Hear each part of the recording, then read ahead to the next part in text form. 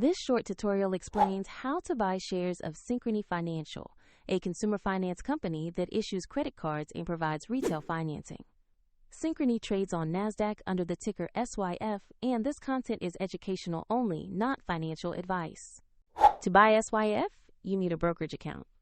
I use eToro as an example to show the process.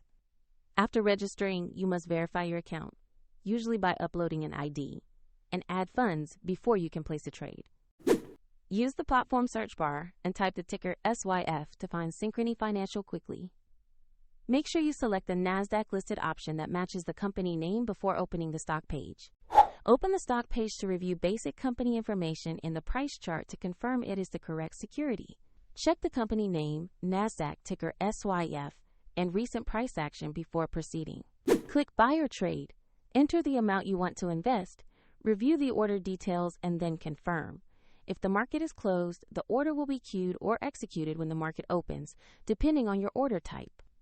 If your balance is insufficient, the platform will prompt you to add funds before it can complete the purchase.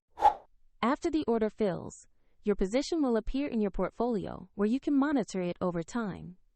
A link to eToro is in the description if you want to follow the same example.